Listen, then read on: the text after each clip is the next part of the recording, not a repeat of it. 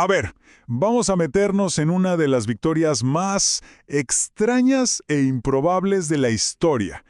Y lo más increíble es que fue liderada por alguien que estaba pero convencidísimo de que no servía para nada. Es una de esas historias que nos hacen pensar, ¿y si esa debilidad que a veces sentimos en realidad es el ingrediente secreto para algo mucho más grande? Y aquí está el meollo del asunto, la gran pregunta. ¿Cómo se puede ganar una guerra que parece perdida, con un ejército que fue elegido, a propósito, por ser el más débil? Suena locura, ¿verdad? Bueno, esa es la paradoja que nos va a llevar directo a la increíble historia de Gedeón. Muy bien, empecemos por el principio. Porque para entender cómo nace un héroe así, primero tenemos que conocer al hombre que estaba literalmente escondido del mundo, totalmente paralizado de miedo. Miren, la situación era catastrófica. 7 años. Imaginen eso. Los madianitas no solo venían a conquistar, venían a humillar. Eran como una plaga. Cada año, sin falta, arrasaban con todo. Cosechas, ganado, dejaban a la gente en la miseria. El miedo no era algo que pasaba de vez en cuando, no. Era el aire que se respiraba todos los días. Y justo ahí, en medio de todo ese terror, es que nos encontramos a nuestro protagonista, Gedeón. Pero, ojo, no se imaginen a un guerrero o a un líder. Para nada. Es un simple agricultor, haciendo su trabajo a escondidas en un hoyo, un lagar para pisar uvas, todo para que no lo vieran. Su identidad en ese momento era el miedo puro. ¿Y no es algo con lo que es fácil conectar? ¿Dejar que nuestras inseguridades nos digan quiénes somos? Pero justo aquí, la historia da un giro espectacular. Mientras Gedeón se siente lo peor, el más cobarde, aparece un mensajero divino y lo saluda con un título que suena a chiste, a ironía total, guerrero valiente. Es increíble, ¿no? Es como si el cielo estuviera viendo una versión de él que él mismo no podía ni imaginar, un potencial que su propio miedo le estaba tapando. Y la respuesta de Gedeón, bueno, lo confirma todo. Se puede casi tocar su inseguridad. No es falsa modestia, para nada. Es la voz cruda de alguien que se siente nada, insignificante. Y pensemos un segundo, ¿no hacemos eso a veces? ¿Sacamos nuestra lista de debilidades como si fueran pruebas irrefutables de por qué no podemos hacer algo? Bueno, sigamos porque esto se pone bueno. El miedo de Gedeón era tan, pero tan grande, que las palabras no eran suficientes. Necesitaba pruebas, algo tangible, algo que pudiera ver y tocar. ¿Para qué? Para vencer a su peor enemigo, el que tenía metido en su propia cabeza. Y entonces llega la famosa prueba del vellón de lana. Gedeón pide una señal y se le concede. Pero ¿saben qué? No le basta. Pide otra, todavía más específica, más casi imposible. Y pacientemente se la vuelven a conceder. ¡Ojo! Esto no es rebeldía, no. Es el grito desesperado de un hombre que necesita una certeza absoluta antes de dar un paso que lo aterra por completo. Así que el punto clave aquí es este. La prueba no era para Dios, no. Era un proceso para forjar a un líder, para que Gedeón pudiera por fin conquistar a ese enemigo que tenía dentro. Cada señal era como un ladrillo que iba construyendo su confianza, una especie de ancla en medio de ese mar de dudas que lo ahogaba. Ok, con la confianza de Gedeón ya un poco más sólida, la historia se mueve al campo de batalla. Y es aquí donde la cosa se pone rarísima. De verdad, esto desafía cualquier lógica militar que puedan imaginar.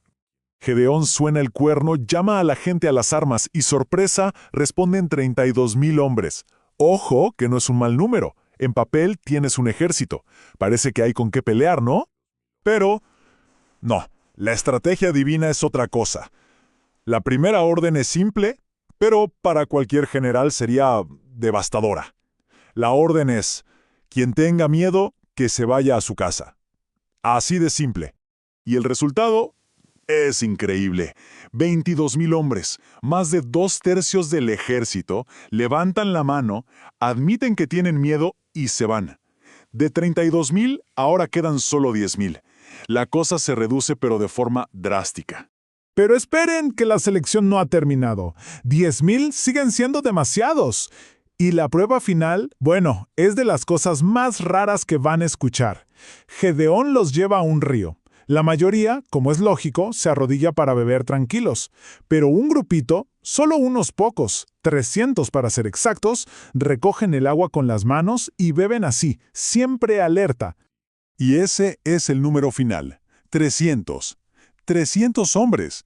Un grupito minúsculo que tiene que enfrentarse a un ejército descrito como tan numeroso como la arena del mar.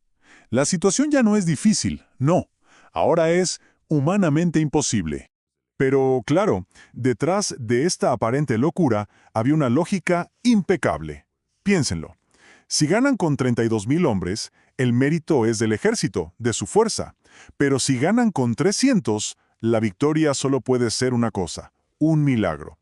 Se trataba de quitar el ego de la ecuación, de demostrar que la victoria no dependería de la fuerza humana. Y ahora sí, llegamos al momento cumbre. Con este ejército diminuto, Gedeón recibe una estrategia de batalla que no tiene nada que ver con espadas. Todo se va a basar en guerra psicológica.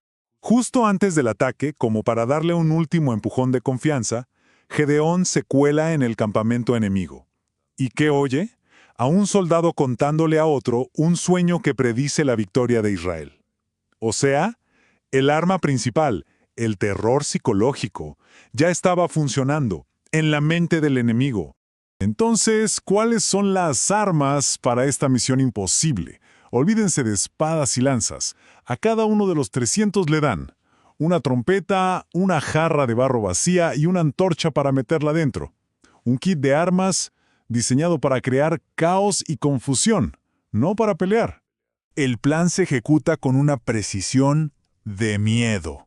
A medianoche, en plena oscuridad, los 300 hombres rodean el campamento y a la señal, ¡pum!, rompen las jarras de barro, todos al mismo tiempo. Tratemos de imaginar ese estruendo, 300 cerámicas rompiéndose de golpe en el silencio absoluto de la noche. Y justo después del ruido, ¡la luz! 300 antorchas se encienden de repente por todas partes. Al mismo tiempo, suenan 300 trompetas de guerra y un solo grito de batalla retumba por las montañas. Era literalmente una sinfonía de terror. El efecto fue inmediato y totalmente devastador. El ejército madianita se despierta en medio de esta pesadilla de luz y sonido, y ¿qué piensan? Que un ejército gigantesco los está atacando por todos lados. En el pánico, en la oscuridad, en la confusión, empiezan a atacarse entre ellos. El enorme ejército se destruyó a sí mismo, desde adentro. Y así termina la batalla. Una victoria total y absoluta. Y el resultado, 40 años de paz. El hombre que conocimos temblando en un agujero, definido completamente por su miedo, se convirtió en el libertador de su pueblo. Una transformación completa. Al final, la historia de Gedeón no es solo un cuento antiguo, es como un espejo. Y nos deja con una pregunta que sigue resonando fuerte. ¿Qué tal si justo esas áreas donde nos sentimos más débiles, donde el síndrome del impostor nos grita al oído, no son en realidad un problema, sino el escenario perfecto diseñado a propósito para nuestras victorias más grandes e inesperadas?